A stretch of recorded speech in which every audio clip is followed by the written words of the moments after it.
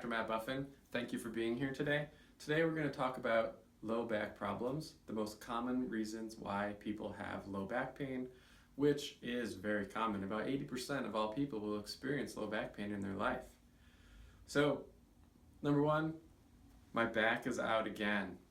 So this is a really common situation, and what's really happening here is we've got a problem with your disc. A disc is like a donut. If we were to slice through your donut, we're going to see a couple things here. This jelly in the middle.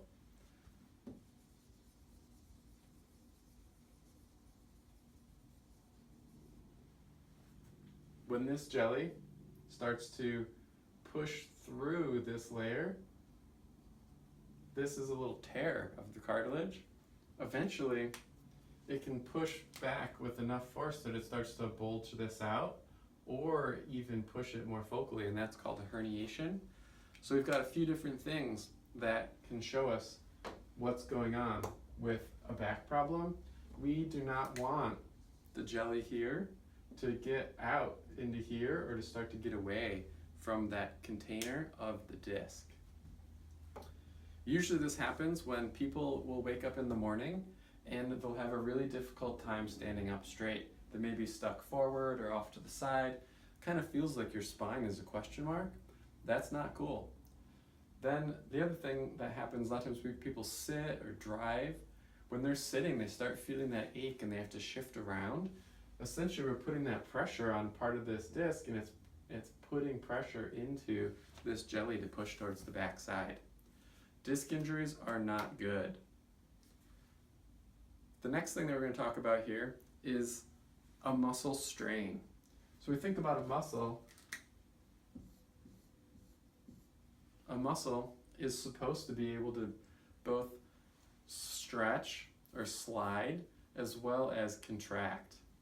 When we have a strain in the muscle, we're starting to get pain, but what is really the problem when we have a muscle strain? It usually feels tight or stuck. Well, if we have an area in a muscle that kind of looks like that, usually what we have going on here is called adhesion. When we have muscle adhesion, this will cause tension, pain.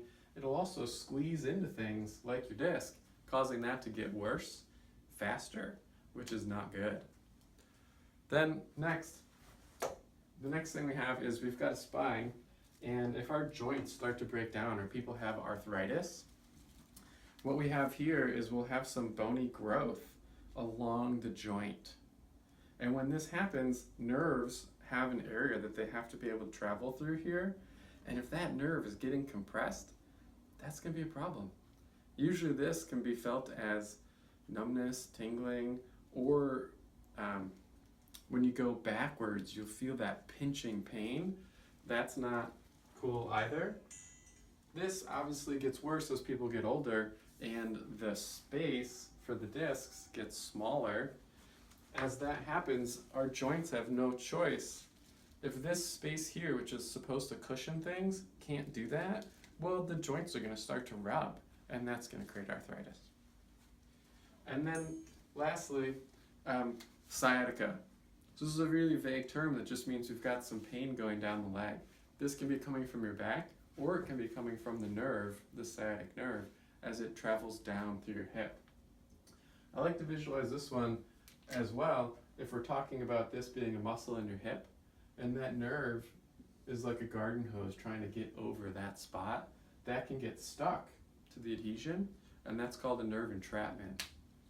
Our office has unique skills where what we do is we get down to the very specific nature of why you have your problem. General terms are not what we're here to provide you with. We're here to provide you with the exact tissue, the exact pathology or problem, and a plan to make it better. Within that plan, we have advanced skills in something called manualadhesionrelease. We're going to find and fix any muscle problems to eliminate them or to unload other problems on your physical structures. And lastly, we want you to have sustained results. So our whole plan is called the movementrx. That means that we're going to create a plan where we're going to provide you with a solution that's treatment focused and then eventually more rehabilitative, or maintaining the progress that we've made by balancing strength and the ability to maintain good muscle function.